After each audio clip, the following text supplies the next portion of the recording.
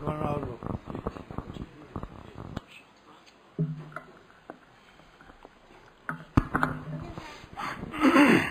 ہمارے پیارے شیخ العرب والعجم عارف باللہ حضرت مولانا شاہ حکیم محمد اختر صاحب دامت برکاتہم جو الحمدللہ سامنے تشریف فرمائے. حضرت والا فرماتے ہیں کہ سردی ہو، جس کو سردی لگے وہ ایسا کرتا بنوا لے. حضرت والا دامت برکاتہم سے ہم نے سیکھا ہے کہ جس کو سردی لگے ایسا کرتا بنوا لے. جی کوئی بھی ہو، گرم کرتا ہو. حضرت والا دامت برکاتہم فرماتے ہیں جیسے حضرت والا دامت برکاتہم سے سیکھا، یہ حضرت والا دامت برکاتہم سے سیکھا ہوا ہے، تو ایسا کرتا حضرت والا فرماتے ہیں پہننے. اندر حضرت میر صاحب کے کمرے میں جگہ ہے، اندر تشریف لے جائیے. بسم اللہ الرحمن الرحیم. توفیق الہی، فضل الہی اور میرے محبوب مرشد پاک حضرت والا عارف باللہ حضرت مولانا شاہ حکیم محمد اختر صاحب دامت برکاتہم العالیہ کی دعاؤں اور توجہات کی برکت سے حضرت والا کا یہ کلام معرفت و محبت پیش خدمت ہے، جس کا عنوان ہے سکون دل در مجلس اہل دل. سکون دل در مجلس اہل دل. کو مرشد کے ساتھ مرشد پاک نہ کہیے، جزاکم اللہ. کیونکہ اللہ پاک ہے. اللہ لوگ کیسے ہیں؟ اللہ پاک. جزاکم اللہ. مرشد پاک میں اس قسم کی مشابہت ہو جاتی ہے. جزاکم اللہ. جزاکم اللہ. جزاکم اللہ. زیادہ مرشد کو پاک مت کہو. جزاکم اللہ. الحمدللہ حضرت والا کا یہ اصلاح فرمانا، میرے محترم دوستو، ہم خود سمجھ سکتے ہیں کہ یہ خانقاہیں اور ان کے جو مشائخ ہیں وہ ہمیں اپنا نہیں بناتے، وہ اللہ سے جوڑتے ہیں. جن لوگوں کو یہ شبہ اور یہ خدشہ ہو کہ یہاں شخصیت پرستی ہوتی ہے، میرے محترم دوستو، آج ہم سب یہاں بیٹھے ہوئے ہیں، ہم مشاہدہ کر سکتے ہیں بحمد اللہ حضرت والا نے توجہ دلائی، اور یعنی توبہ اور معافی کے قابل یہ لفظ ہے، حضرت والا نے مجھے توجہ دلائی. الحمدللہ احقر کل عرض بھی کر رہا تھا، جتنی باتیں یہاں پیش کی جاتی ہیں اسی نیت سے ہوتی ہے کہ اپنی اصلاح ہو، اور اس میں کوئی ایسی چوک اور بھول کی بات ہو تو میں علماء سے بھی کہتے رہتا ہوں ضرور توجہ دلائیں. الحمدللہ میں جو ہے اس لفظ سے رجوع بھی کرتا ہوں، اور انشاءاللہ آئندہ کے لیے یہ لفظ زبان پہ نہیں آئے گا. بہت عمدہ بات حضرت نے فرمائی کہ چونکہ اللہ پاک فرمایا جاتا ہے اس لیے یہ لفظ مرشد کے ساتھ نہ لگاؤ. جبکہ دوستو جو مشائخ جو پیر وہ اہل بدعت ہوتے ہیں، اگر ان کے سامنے سجدہ بھی کیا جائے تو اس پہ خوش ہوتے ہیں، خوشی کا اظہار کرتے ہیں. اسی سے الحمدللہ ہم بصیرت کے ساتھ سمجھ سکتے ہیں کہ ہمارے مشائخ اہل اللہ کا تصوف خالص شریعت اور سنت پر مبنی ہے جو اللہ سے ملاتا ہے. دنیا میں کوئی چیز ہمیں اللہ سے نہیں ملا سکتی میرے دوستو، صرف قرآن اور سنت ہے، اور اسی پر ہمارے مشائخ چلاتے ہیں. حضرت والا دامت برکاتہم العالیہ کا یہ کلام سکون دل در مجلس اہل دل. اللہ والوں کی مجلس میں بیٹھ کر دل کا حقیقی سکون میسر ہوتا ہے. سوائے تیرے کوئی ٹھکانہ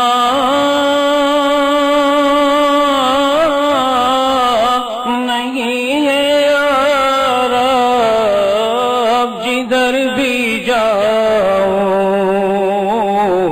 سوائے تیرے کوئی ٹھکانہ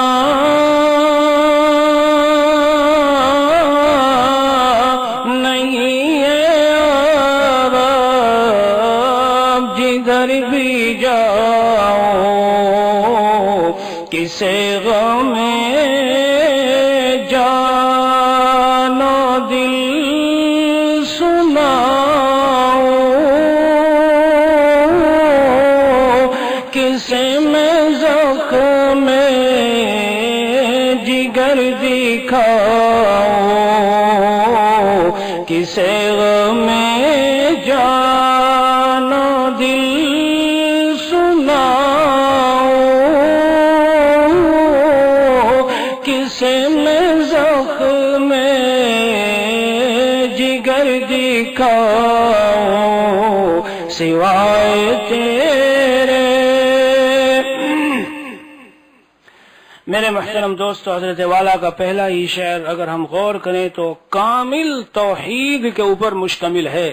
حضرت فرما رہے ہیں کہ اللہ ایک آپ ہی کی ذات ہے، خلوتوں میں ہوں تو اور جلوتوں میں ہوں تو، لوگوں کی محفل میں ہوں یا تنہائی میں ہوں، مشکلات میں ہوں یا آسانی میں، راحتوں میں ہوں، چین و سکون میں ہوں، فقر و فاقے میں ہوں، مال و دولت میں ہوں، لیکن اے اللہ صرف اور صرف آپ کی ذات عالی ہے جس طرف میں اپنی آہیں بھرتا ہوں اور اپنی باتیں پیش کرتا ہوں، اور آپ ہی میرا سہارا اور ٹھکانہ ہے، دنیا میں دوسرا اور کوئی نہیں ہے۔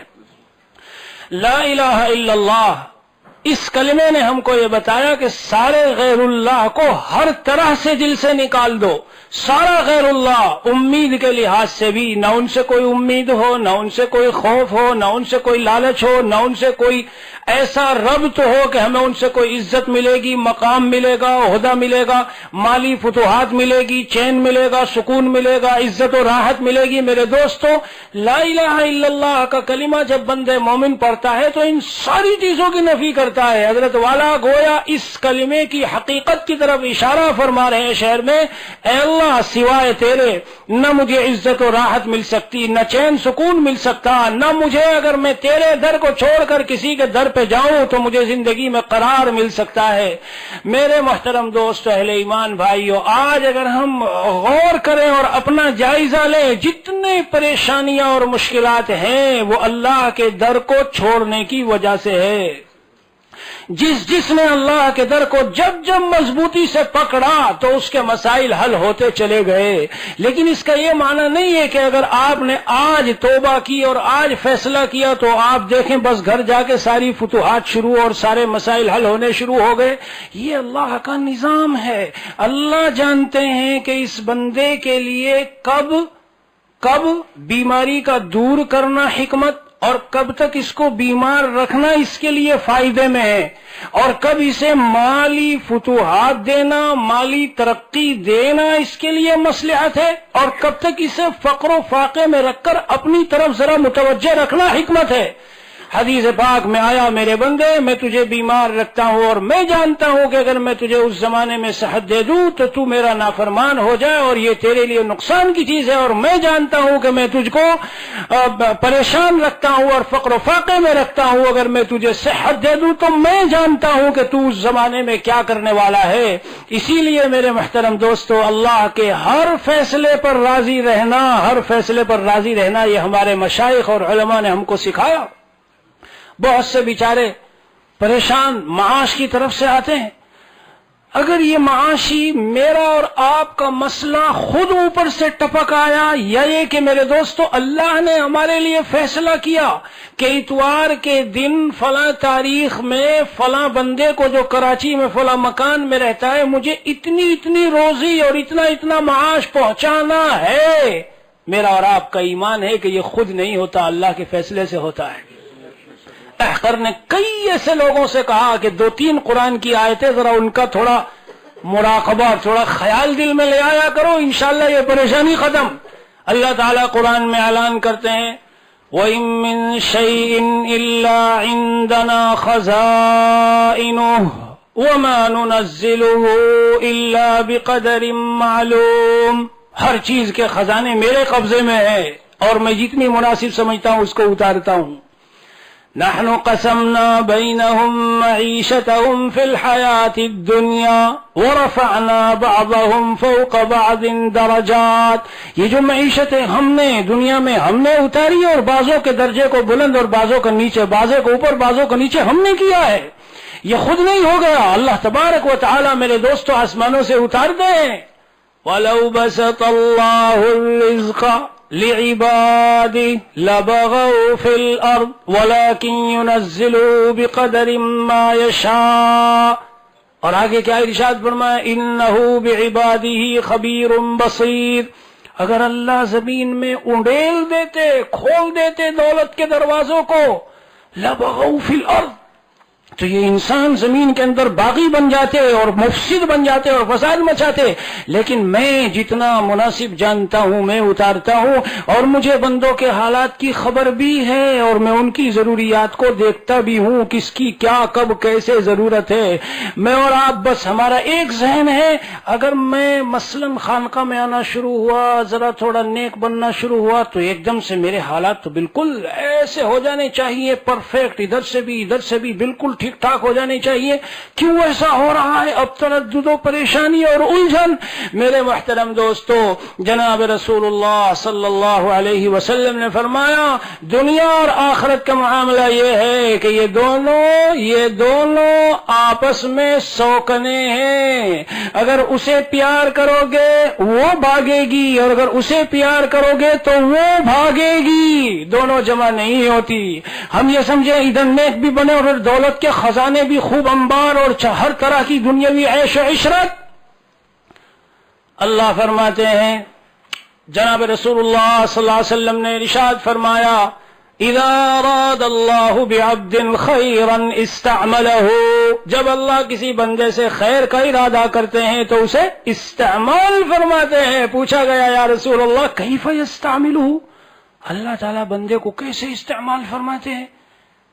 سبحان اللہ. ارشاد فرمایا جناب رسول اللہ صلی اللہ علیہ وسلم نے یوفقہ لعمل صالح قبل الموت, موت سے پہلے اس کے دل میں ڈالتے ہیں یار چھوڑ ان سب دھندوں کو, کہیں میں لگا ہے, چل اللہ کے کا نیک بندہ بن اور اللہ کے دین کے اوپر چل, خود بھی چل اور دوسروں کو بھی چلا, اور دینی کاموں میں اپنی زندگی گزار. کس فانی دنیا میں اور کس خاکی کے اوپر ہم لگے ہوئے ہیں اور لگ کر اپنی جوانی اور اپنی عمروں کو خاک کر رہے ہیں. چلو ذرا دین کے کاموں میں لگے.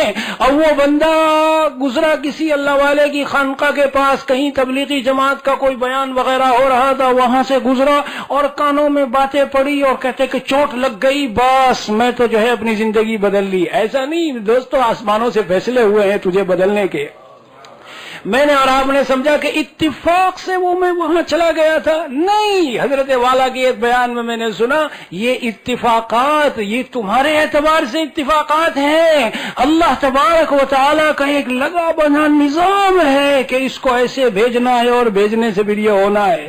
حضرت عمر رضی اللہ عنہ گئے تھے کس لیے کہ بہن کی پٹائی کر کر کے اس کو ٹھیک کروں گا, لیکن اللہ کے آسمانوں میں دل پہ چوٹ لگنے کا فیصلہ ہو چکا تھا. وہ اللہ کا فیصلہ تھا. یہ ایسے نہیں کہ جتنی دنیا میں دوستو حالات ہیں, اچھے یا برے ہیں, جتنے مسائل ہیں, یہ اللہ کی اذن کے محتاج ہیں. پتہ ہل نہیں سکتا جب تک اللہ کی اذن اور اجازت نہ ہو. اسی لیے میرے بھائیوں, ہم جتنے یہاں بیٹھے ہیں, چیزیں سستی ہو گئی, چیزیں مہنگی ہو گئی, یہ حال ہو گیا, وہ حال ہو گیا, ایسے حالات ہو گئے, ویسے حالات ہو گئے. ایک آسان نسخہ پورے قرآن و سنت کا نچوڑ اور آپ صلی اللہ علیہ وسلم کی تعلیمات اور مشائخ کی تعلیمات کا نچوڑ, جہاں سے یہ سارے سلسلے چل رہے ہیں, جاؤ اور اس کو مضبوطی سے پکڑو, اس کے سامنے دو آنسو گراؤ اور اس کے در کو مضبوطی سے پکڑو. بہت سی مرتبہ اللہ حالات لاتے ہی اس لیے ہیں کہ یہ بندے ادھر ادھر سرکشی میں مبتلا ہیں, ان پر حالات لاؤں تاکہ یہ میری طرف رجوع ہو اور مجھے پکارے.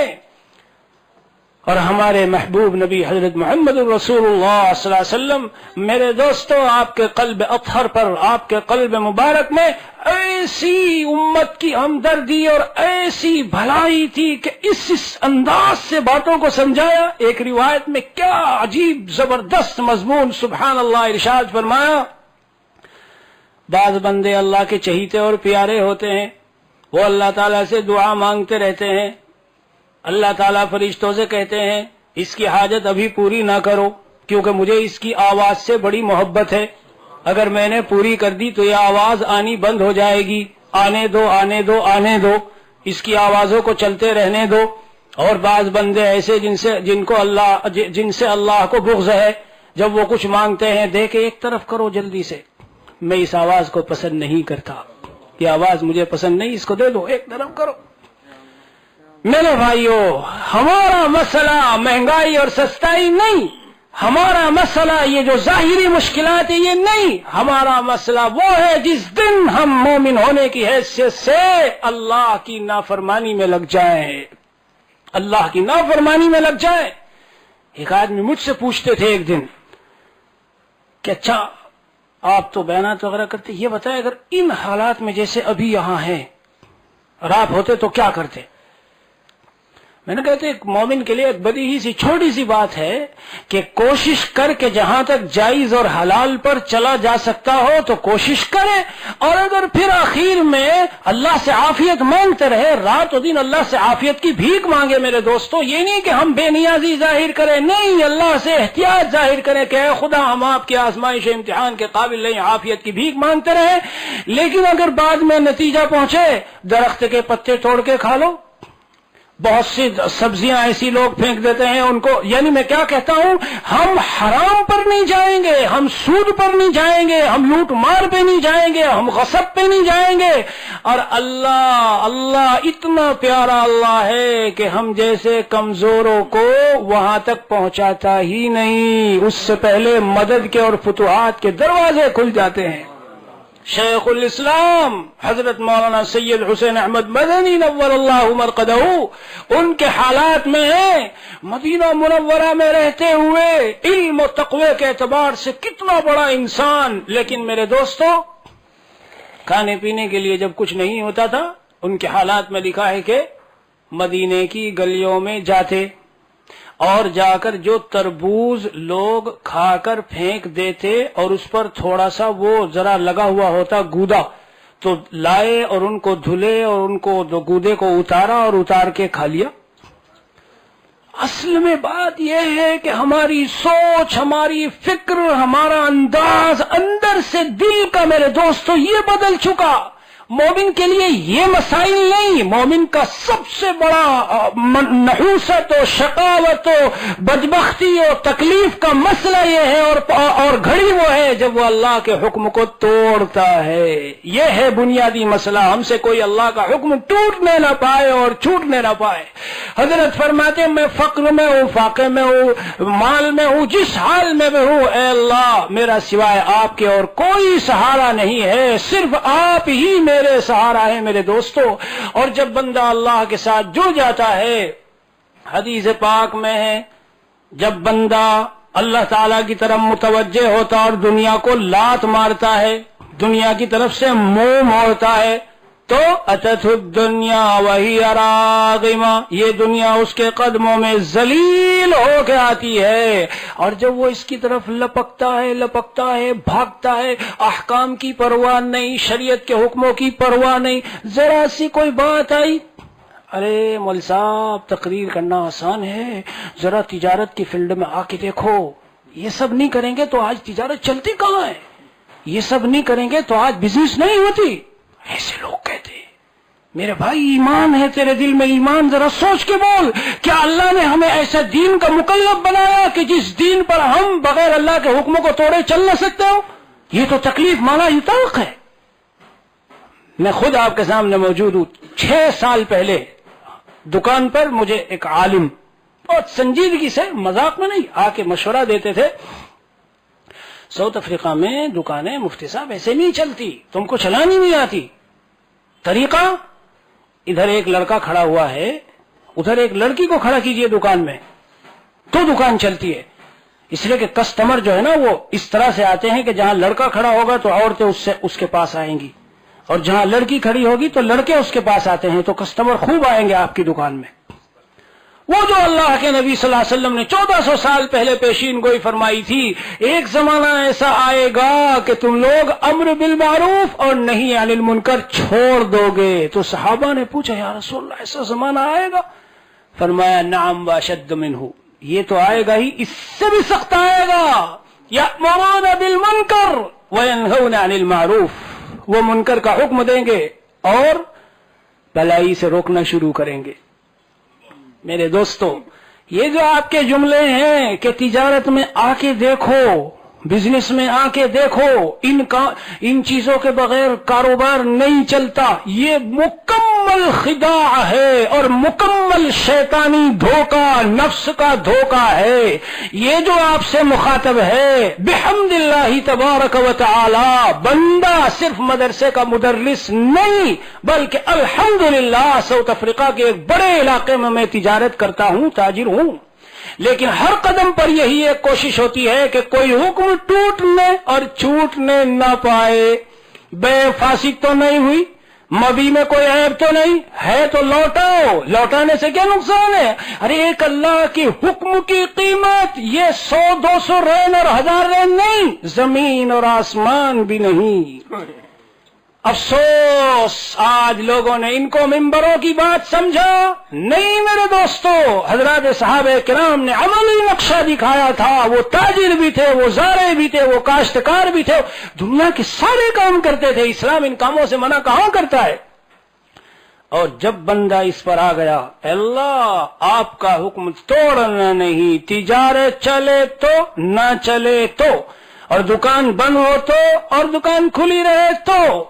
میرے دوستو، قرآن اٹھا کے دیکھو کہ حق تعالی نے کیسے کیسے وعدے کیے اس کو رزق دینے کے، کیسے کیسے وعدے کیے اس کے اوپر سے مصائب کو دور کرنے کے اور اس کے مسائل حل کرنے کے، کیسے کیسے وعدے اللہ نے کیے ہیں. پھر اللہ تبارک و تعالی اس کے 2000 کو 20,000 اور 2 لاکھ کے برابر کر دیتا ہے. اس کے 2000 آج ہیں اچھے بھی بہت سے ملیں گے کہنے والے، ارے مولوی صاحب تقریر کر رہے ہو 2-4 ہزار روپے میں کہاں کام چلتا ہے. لیکن احکر یہ کہتا ہے اگر حلال کے کوشش کے بعد 4 ہی ملے، اگر حلال کے کوشش کے بعد 3 ہی ملے، تو میرے محترم دوستو آپ یوں کہتے ہیں کہ کہاں کام چلتا ہے. چلو میں ہندوستان کا رہنے والا ہوں، وہاں آپ کو دکھاتا ہوں. 1200 میں ابھی تک مدرس موجود ہے جو پڑھا رہے ہیں، اور وہ 1200 افریقہ میں ہزاروں مکانات والوں کو دکھا سکتا ہوں. اتنے ٹینشن میں کہ ہر وقت عاملوں کے چکر میں رہتے ہیں. وہ وہاں گھر میں چین سکون اور عزت کے ساتھ سو رہے ہیں، صبح کھاتے ہیں مزے سے، کوئی ٹینشن نہیں، کوئی فکر نہیں، آرام سے جی رہے ہیں. اور ایک آدمی مجھے کہتا، مولانا آپ کی تقریر تو صحیح ہے، لیکن فرض کرو کہ اگر مجھے کل کو ہارٹ اٹیک پیش آ جائے تو میرے پاس تو پیسہ کہاں سے آئے گا؟ Medical add. میں نے کہا یہ مت کرو، غیر شرعی ہے. کہ نہیں آپ سمجھتے نہیں بات، اگر اتنا سے ایک بات ہو تو میں کہاں جاؤں گا کل کو. میں نے کہا یہ اگر جو تم لائے ہو یہ تم کہاں سے لائے؟ کیا وہ جو ہارٹ اٹیک ہوگا وہ خود اپنے طور پر کہیں سے پیش آئے گا، یا وہ کسی خالق کائنات کے قبضے میں ہے؟ کیوں آپ کو اللہ ان مقدمات اور مسائل میں پھنسائیں گے دوستو، اور کیوں ان سب حالات سے گزاریں گے؟ اللہ تعالیٰ دیکھیں گے میرا بندہ بڑا میرے حکموں کا خیال رکھتا ہے، آپ کو ایسی صحت دے دیں گے، آپ کے ایسے حالات بنا دیں گے، آپ کو ایسی شکلوں میں اور ایسی صورتوں میں نقشوں میں لے آئیں گے کہ ان سارے حالات سے آپ کو گزرنا ہی نہیں پڑے گا. تو وہ آپ نے سوچا کہ اگر یاد رکھیے بہت غور سے توجہ سے چاہتا ہوں، اللہ کے نظام ربوبیت میں لفظ اگر نہیں ہے. غور فرما لے احکر کیا عرض کر رہا ہے. اگر ایسا ہو گیا تو کیا، کیوں آپ اگر اللہ سے جوڑتے ہیں؟ اللہ کے ساتھ پختہ یقین. صحابہ نے اگر نہیں جوڑا. اچھا امیر اور کمانڈر، آپ کا حکم ہے ہم سمندر میں کود جائیں، لیکن اگر ڈوب گئے تو کیا ہوگا؟ آپ کا حکم ہے کہ یہاں شیر اور درندے ہیں، ہم چلے، لیکن اگر کوئی درندہ آیا اور ہم کو کھا گیا تو کیا ہوگا؟ ابھی ساؤتھ میں ایک چائنیز گرگو نیشنل پارک، ایک بہت بڑا پارک ہے، وہاں تھا، دیکھا اس نے کوئی ہے نہیں، یہاں ایک شیر بیٹھا تھا، اس نے دیکھا تو آرام سے بیٹھا ہے، کیمرہ لیا اور لے کر اس کا فوٹو لیا. تو جیسے وہ اس کے اندر سے وہ شعاع نکلی اور اس پر پڑی تو شیر نے سمجھا مجھ پر کوئی حملہ اس نے کیا ہے، ایک جمپ ماری اور آ کے پکڑ کے کھا گیا اس کو. میں عرض کرنا چاہتا ہوں اگر صحابہ اگر لگا لیتے تو وہ سمندر تابع ہونے والے نہیں تھے. یہ جو اللہ کا راستہ ہے یہ اعتماد کرا. میرا تو ایک کام ہے، میں نے تو قرآن و حدیث اور ہمارے پیارے نبی صلی اللہ علیہ وسلم سے ایک بات سیکھی ہے، اللہ کا کوئی حکم چھوٹ تو نہیں رہا، ٹوٹ تو نہیں رہا. بس اب آگے میرے سامنے کوئی تقریر دنیا کی نہ لاؤ. ساری کائنات کا مالک خدا، سارے کائنات کی ہر نقل و حرکت، الا لہ الخلق الخلق والامر، اسی کے لیے خلق ہے، اسی نے اس کو پیدا کیا، اور پیدا کرنے کے بعد میں نے عالم کو ایسے ہی چھوڑا نہیں، الامر، اسی کے حکم سے ذرہ ذرہ کائنات کا چل رہا ہے۔ حضرت والا کے بیان میں ہے عہد الست کا ذکر۔ میرے دوستو، اللہ تبارک و تعالی نے جب وہاں ہم سے عہد لیا تھا، الست بربکم، یوں عہد لیا، الست بالہکم نہیں لیا، الست بربکم۔ اور نماز دوستو، آپ کو مضمون بتاتا ہوں، قدر مشترک پوری نماز کا جو مضمون ہے، نمبر ایک اللہ کی بڑائی، کہ میں اتنا بڑا ہوں کہ مجھ سے بڑا کوئی نہیں، تو آپ اتنے بڑے پر فدا ہو اور اس کو مانے، اور وہ پھر آپ کو ایسے چھوٹوں کے حوالے کر دے گا؟ نہیں میرے دوستو، کبھی نہیں۔ پہلا مضمون نماز کا ہے کہ میں سب سے بڑا ہوں، ہر شے سے بڑا ہوں۔ دوسرا مضمون، میں عظمتوں والا ہوں اور میں پاک ہوں، پاک، جیسے حضرت نے ابھی فرمایا، میری شان ہر طرح کے نقص سے، عیب سے، کمی سے، داغ و دھبے سے میں بالکل پاک ہوں۔ میرے خزانوں میں بھی نقص و کمی کا کوئی شائبہ نہیں۔ اے وہ بندے جو میرے سامنے سجدہ کر رہا ہے اور میری پاکی پیش کر رہا ہے، سن لے، میں تیرا ایسا رب ہوں کہ جو بالکل پاک۔ ایسا نہیں کہ میں کمزور، تجھے کوئی ستائے تو میں اس کا مقابلہ نہ کروں، ایسا نہیں کہ میرے خزانوں میں کمی، کہ کوئی تیرے اوپر سے کچھ روکنا چاہے تو میں سلسلے کو بند کروں، نہیں۔ پاکی کا مضمون، عظمت کا مضمون اور ربوبیت کا مضمون سب سے کثرت سے ہے۔ شروع میں کھڑے ہوئے الحمدللہ رب العالمین، رکوع میں گئے سبحانہ، پاکی، ربی العظیم، عظمت، رب کا ذکر، سجدے میں جائیے سبحان ربی الاعلی، اٹھیے اللہ اکبر، پھر سجدہ، پھر رکوع۔ جو آپ دیکھیں گے میرے دوستو، ربوبیت کیوں؟ اس لیے کہ ہم جب اللہ کی صفت ربوبیت پر ذرا ڈاماڈول ہوتے ہیں تو پھر ہمیں یہ سارے گناہوں میں جو بزنس اور معاش اور ان سب کے گناہ ہیں، ان میں ہم جبھی تو پڑتے ہیں۔ اگر ہمیں پتا ہو میرے بیٹو، میری بیٹیوں، تمہارا رب میں نہیں ہوں، 4 ہو گئے، اب 5ویں کی باری ہے اور تنخواہ تو اتنی سی ہے، چلو جاؤ ڈاکٹر کے پاس، اسقاط کراؤ۔ امل صاحب کہتے ہیں اسقاط نہیں، یہ تو حرام ہے۔ ارے میاں حرام تو ہے لیکن کام کیسے چلے گا؟ یہ یہاں آیا احب الیکم من اللہ ورسولہ، ایک طرف اللہ کا حکم ہے، ایک طرف وہ ہماری عقل ہے جو ظاہر میں دیکھ رہی ہے۔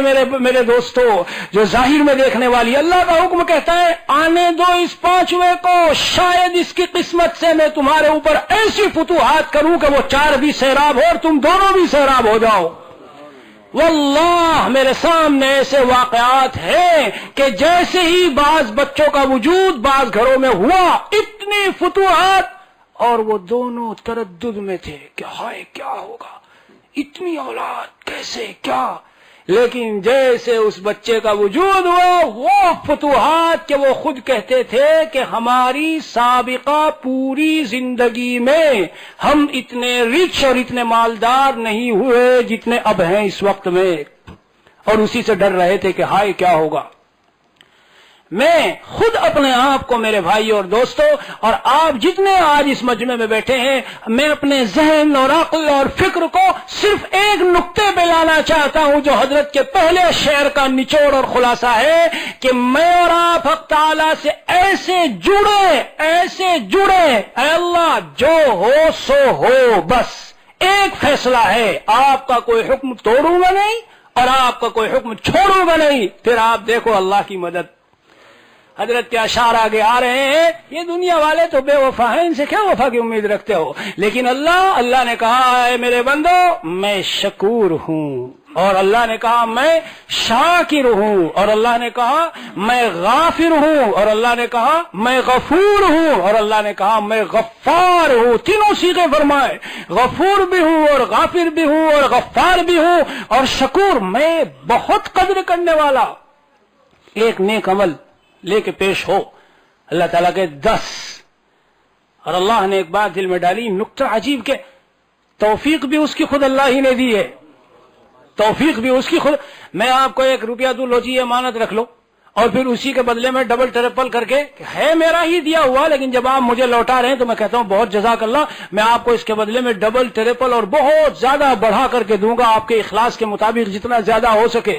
تو میرے محترم دوستو، بنیادی بات یہ ہے، اے اللہ سوائے تیرے کوئی ٹھکانہ نہیں ہے یا رب، جدھر بھی جاؤں ہمیں کوئی پورا مکان اور بنگلہ دے دے جی، اور غلط طریقے سے ملا ہو غیر شرعی، اور ہم سوچے بھائی مہنگائی کا دور ہے، او بنگلہ مل گیا 2 کروڑ کا، یہ پتہ نہیں کہ جب اس کو بیچ کے آپ کے گھر میں 2 کروڑ آئے، اگلے دن ڈاکو پہنچ گئے، آپ کے 2 کروڑ تو گئے، وہ جان بھی گئی آپ کی، جی جان بھی گئی. دہلی میں علی گڑھ یونیورسٹی میں ابھی جب پہنچا ہوا تھا تو وہاں بیان میں یہ بات چل رہی تھی، کہیں شادی ہوئی، بڑا زیور اور جہیز اور بڑا کچھ دیا گیا، وہ وہاں پہنچا، ڈاکوؤں کو اطلاع کہ بہت زبردست شادی، پہنچ گئے اگلے دن، سارا لوٹ لیا، سارا لوٹ لیا.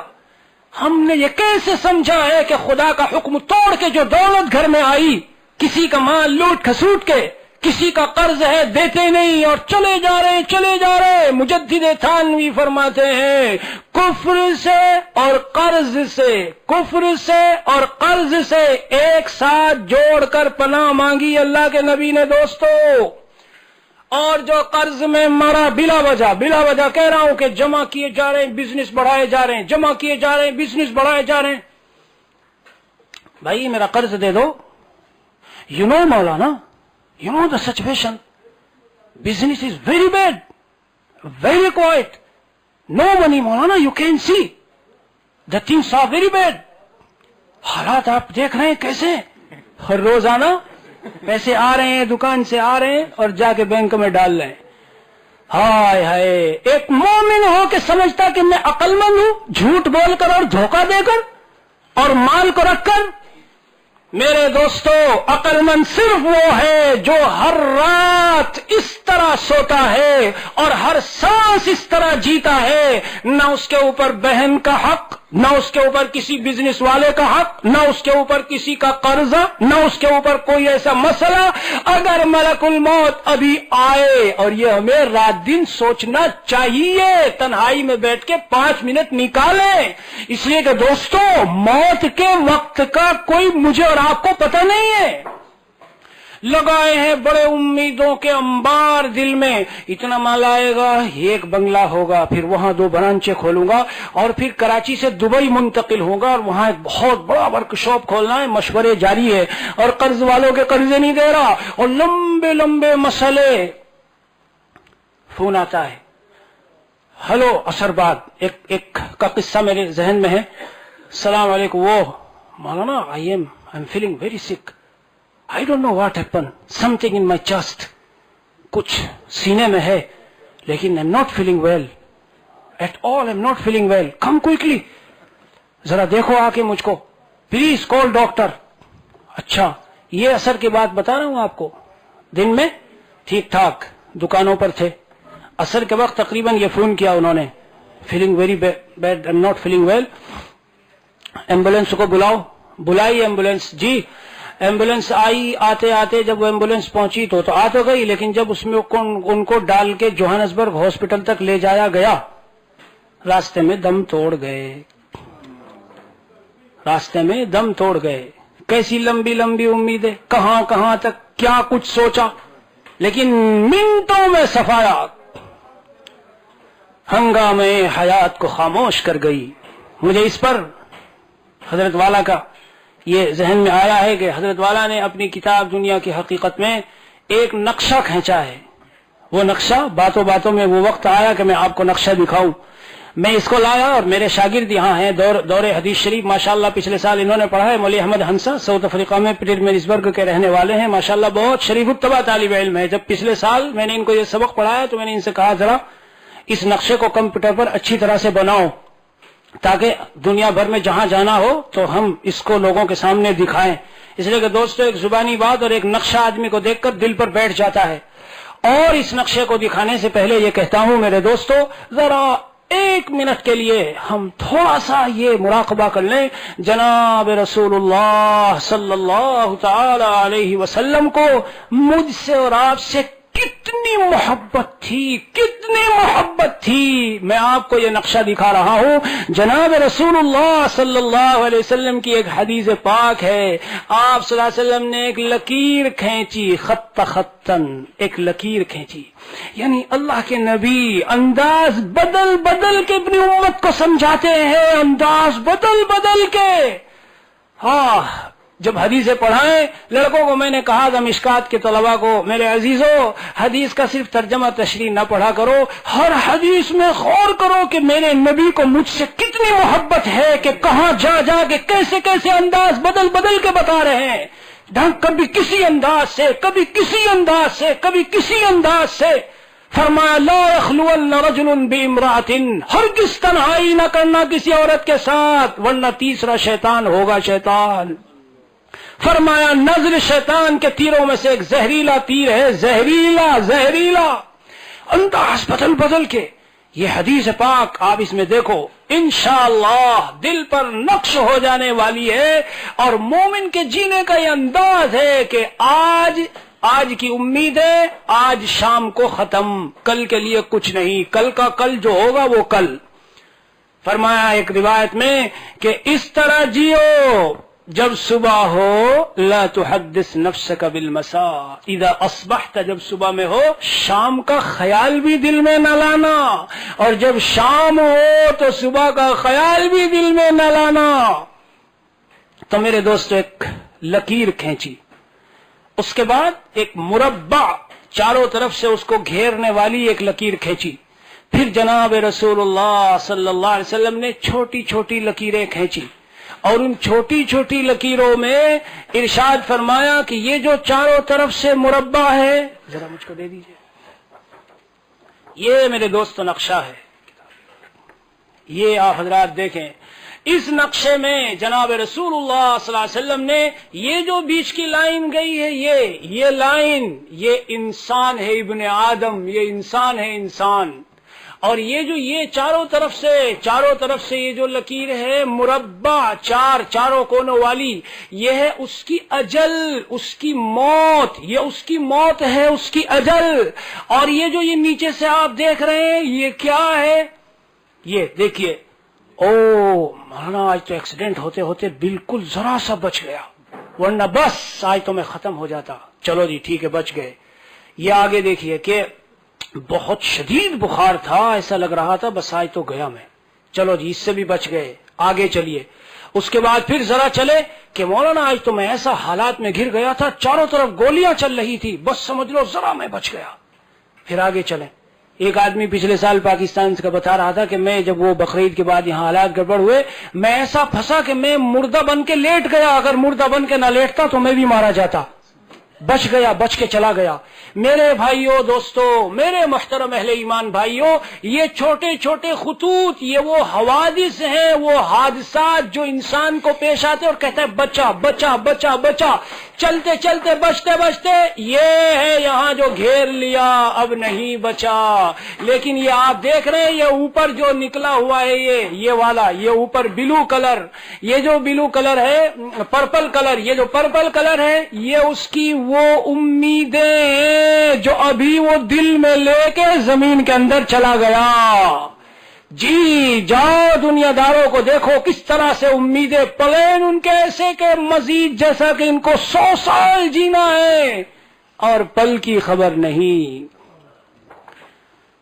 یا صاحبی لا تغترر بتناومی فالعمر ينفد والنعيم يزول وإذا حملت إلى القبور جنازة فاعلم بأنك بعدها محمول.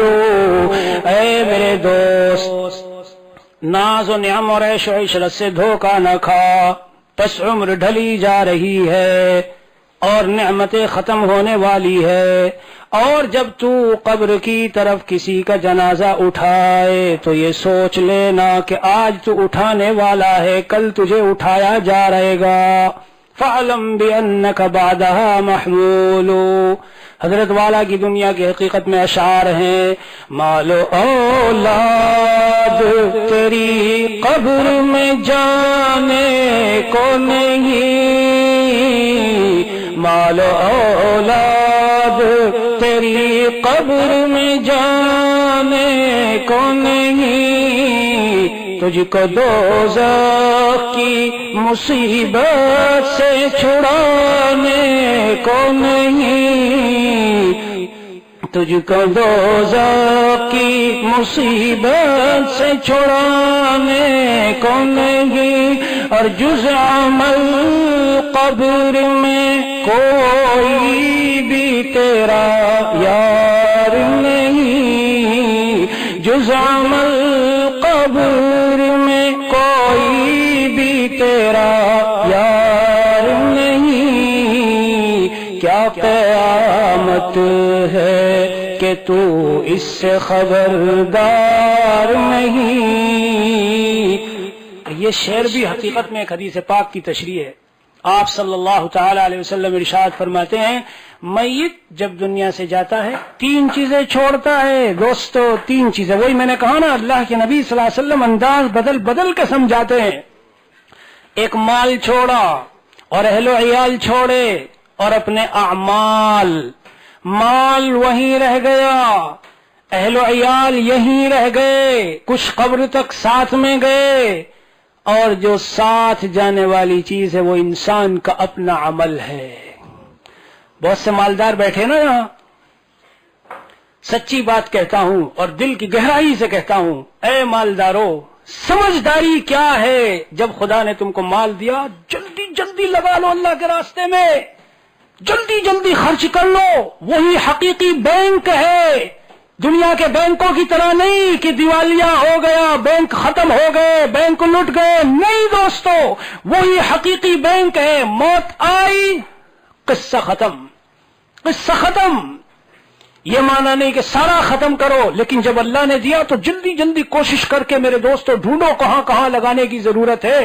وہ جب آپ قبر میں اتریں گے اور میدان محشر میں، سبحان اللہ، وہ لاکھوں جو آپ نے لگائے یہاں وہاں چپ چاپ، کسی کو پتہ نہ دو، ہاں کسی کو پتہ نہ ہو، چپ چاپ خاموشی سے، اور اس سے مال بڑھتا اور اس کے فائدے اپنی جگہ، لیکن میں اس پوائنٹ سے بات کر رہا ہوں، اس نقطے سے، آخرت میں جب آپ پہنچیں گے سبحان اللہ، یہ ہے وہ ذخیرہ۔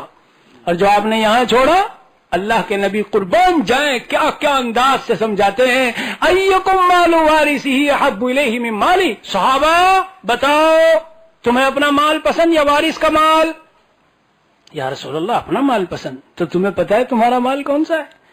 جو تم نے کھایا پیا اور جو تم نے پہنا وہ تو رہا تمہارا، اور جو تم نے صدقہ کر کے آگے بڑھا دیا، اور باقی جو بچا وہ تمہارا تھوڑا ہے، وہ تمہارا نہیں ہے، وہ تو تمہارے وارثین کا ہے۔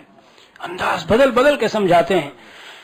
اللہ تبارک و تعالی جو باتیں کہی گئی ہے، توفیق الہی، فضل الہی اور حضرت والا دامت برکاتہم کی برکت سے اللہ تبارک و تعالی ہم سب کے لیے نافع بنا دے اور قبول فرما لے۔ اللہ ہمیں جینے کا ایسا انداز عطا فرما دے کہ ہم ہر سیکنڈ اس حال میں ہوں کہ اگر ملک الموت آئے تو ہم خوشی خوشی رواں دواں اپنے اللہ، اپنے محبوب پیارے اللہ سے ملنے کے لیے بےتاب ہوں۔ حضرت نے آزاد بل میں ایک مرتبہ کمرے میں فرمایا کہ ایک دن میں بہت کمزوری میں تھا، مجھے لگا کہ بس آج تو جانے کا وقت ہے، تو میں بھی بہت خوش کہ اللہ اگر آپ مجھ سے ملنے کے لیے چاہتے ہیں تو میں بھی آپ سے ملنے کے لیے بہت بےتاب ہوں۔ یہ اللہ والوں کی شان ہوتی ہے۔ ہم چنازی کے وقت مردن تو ہما گریا شون تو خنداں، اس طرح سے جی کہ جب تیری موت آئے تو سب تو رو رہے ہوں تیری جدائیگی میں، لیکن تو خوشی خوشی دنیا سے جا رہا ہو۔ اللہ تبارک و تعالی ہمارے لیے ان مراحل کو آسان فرما دے۔ السلام علیکم ورحمۃ اللہ وبرکاتہ۔ جن لوگوں نے دعاؤں کے پرچے دیے ہیں یا جنہوں نے نہیں بھی دیے، سب کے لیے دعا کرتا ہوں، اللہ تعالی ہم سب کی جائز حاجتوں کو پورا فرما۔